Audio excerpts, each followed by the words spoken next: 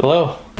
So, a couple weeks ago, I did a video on my Macintosh G4, the digital audio version, and I said that I had a later Mac that I was gonna do a video on shortly, and this is it. This is actually the other end of the spectrum. This is one of the later models of the G4 towers, and this model is kind of known as the mirror door drive Macintosh, or mirror drive door G4, obviously because of this plate here with kind of a mirror finish. It's also sometimes called like a DDR Mac because it uses DDR RAM.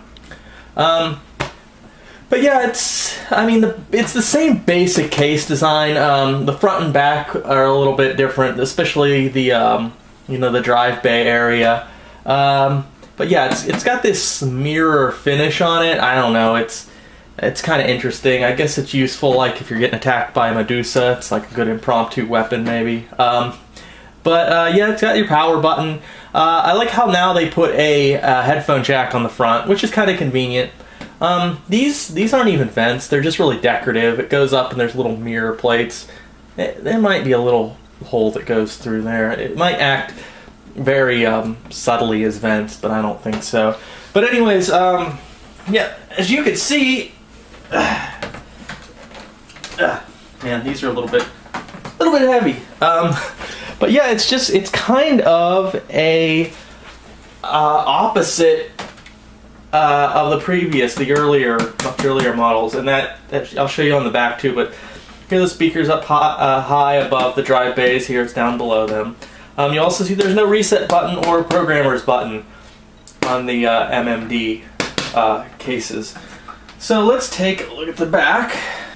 Alright, so here we're looking at the back, and as you can see, the later models are pretty much the opposite of the earlier models. We have the expansion ports at the top, whereas on the older one, like this digital audio G4 tower, they are at the bottom.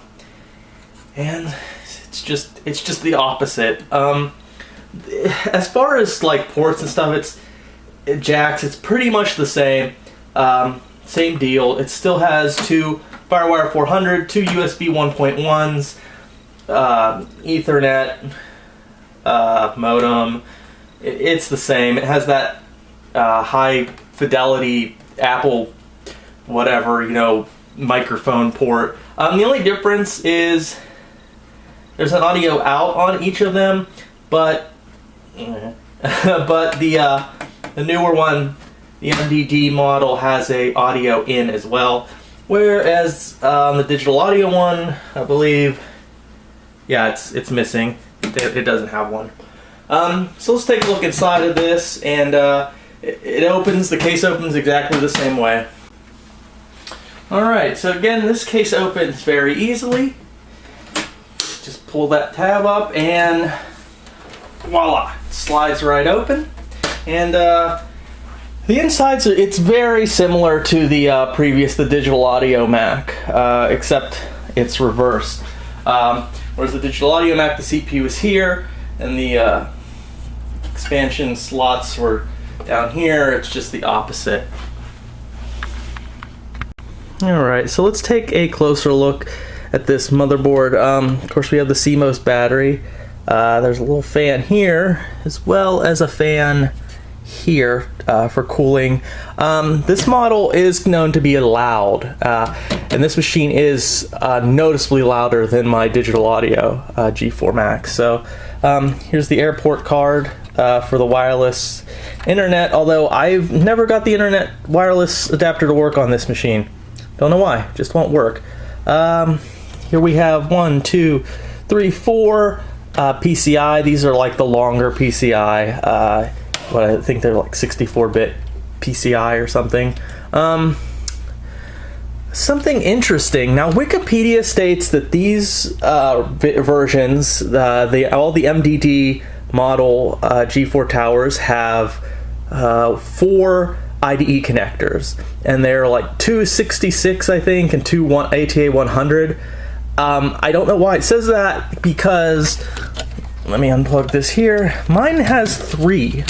It has this IDE connector back here behind the CPU, which doesn't have, I don't know what its speed is. And then it has these two, and this on the motherboard states, where are you?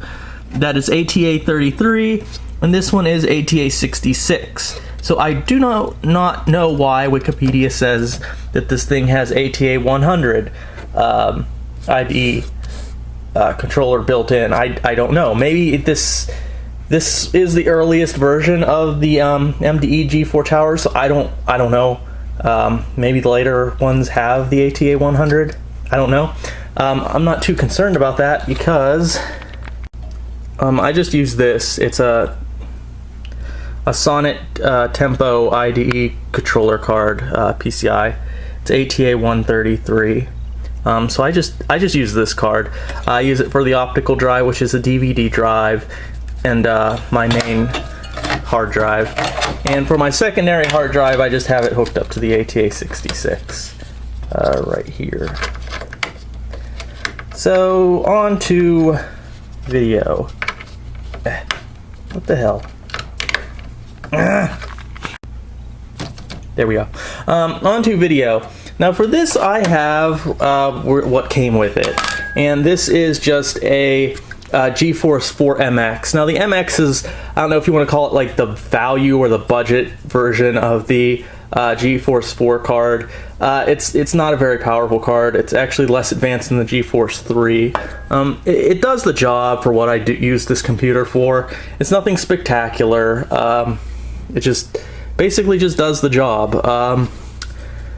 One thing I neglected to talk about in my earlier video, and this is for all, I believe, but the earliest G4 towers, is they all use this, well, except for the earliest ones, they have this AGP port. And it's AGP, it supports AGP times 4. Well, anyways, to make a long story short, at the time, there was no AGP times 8. So there were a couple pins on these AGP cards that weren't used. They were unassigned.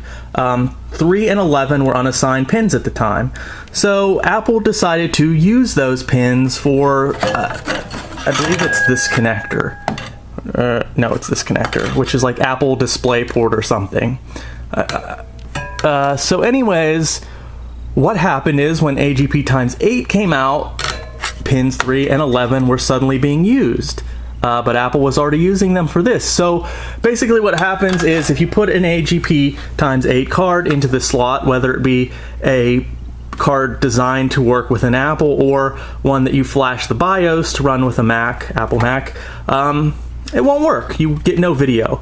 There's a real easy way around that. You can put tape over this, and then you cut out where pins 3 and 4 are, so pins are 3 and 11, sorry. So those pins are like covered up, and then you'll actually get video and the card will work as AGP times 4. There's plenty of guides online for that if you want to Google it, but just be aware of that with these machines. So here is the RAM. Now this model, the MDD, or as they're sometimes called, the DDR G4 Mac towers, use DDR RAM.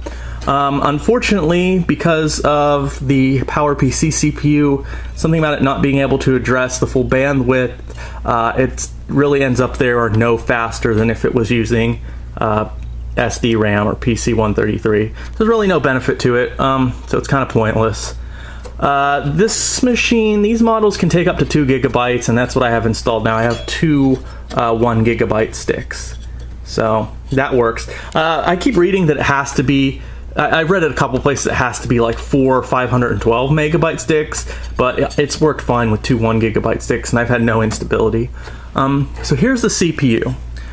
So this is a PowerPC. The earliest ones came with, I think it was 867 megahertz, and that's what this machine was. It came with a dual 867 megahertz. So you'll find a lot of these MDE G4 machines come with dual CPUs.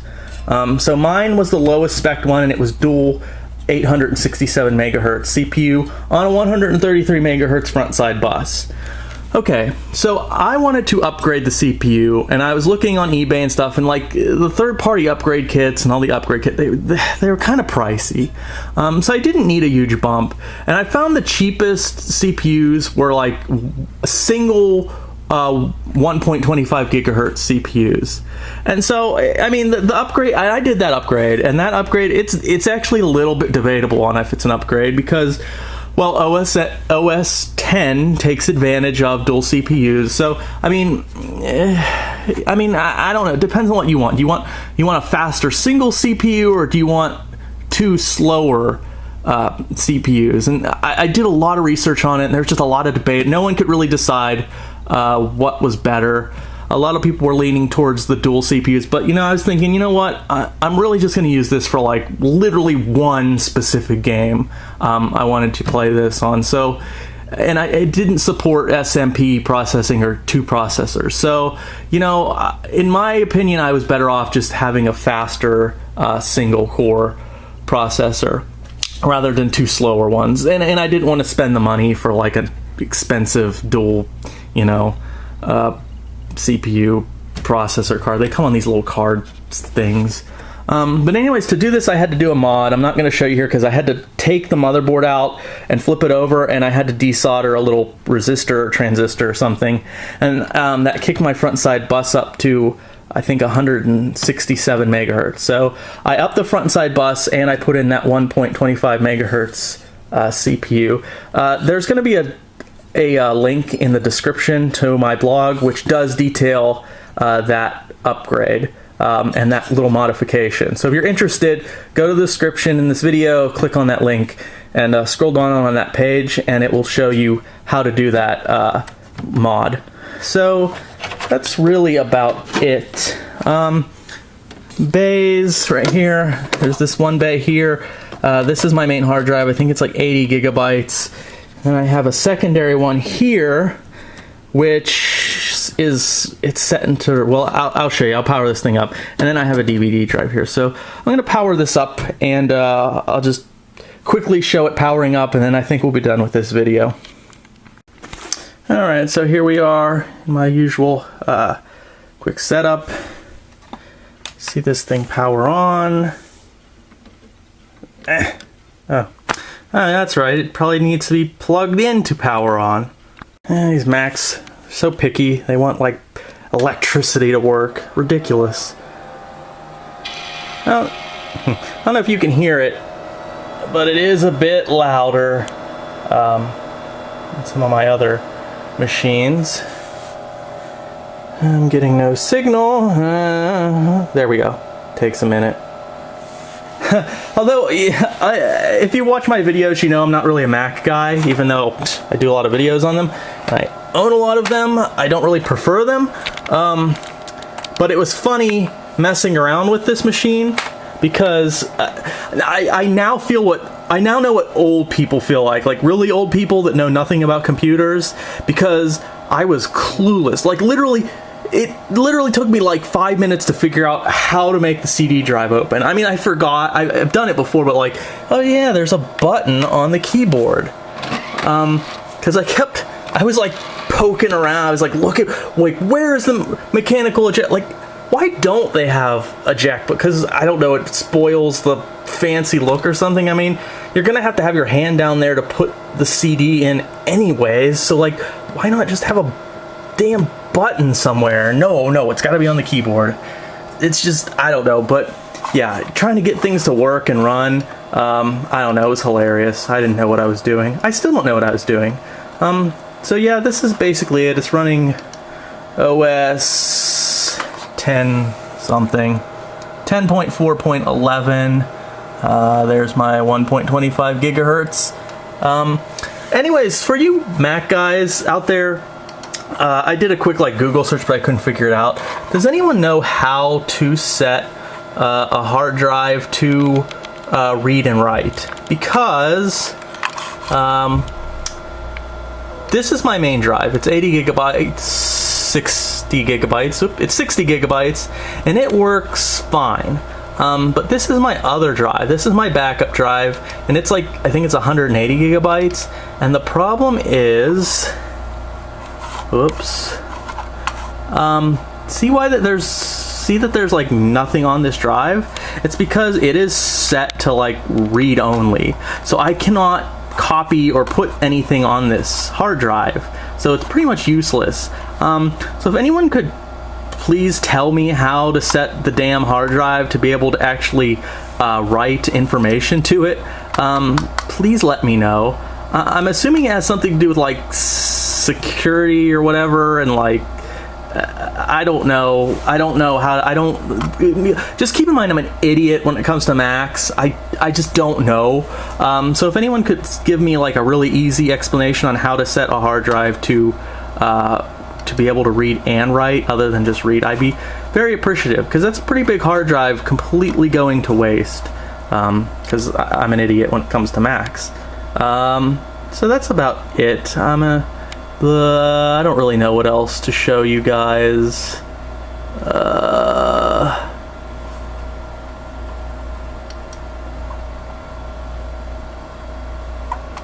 So here's the system profiler, if I can get this thing to focus, which I probably can't.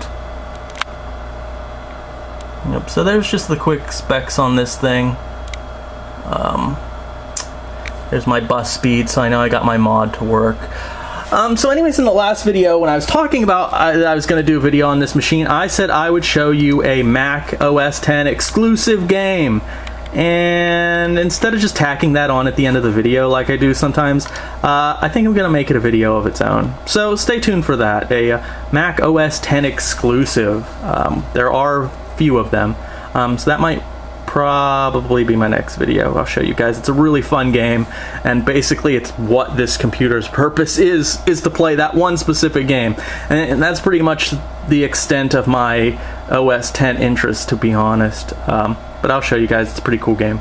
So thanks for watching. I know this might have been a kind of going over a lot of information I went over in the G4 or the other G4 videos, so if you did watch it all the way through, thank you very much. I appreciate you guys watching these videos. Gives me something to do. So thank you again, and hopefully I will see you in the next video. His new contract stipulates that I have to get him a little cameo in at least every other video. So there's a cameo guy.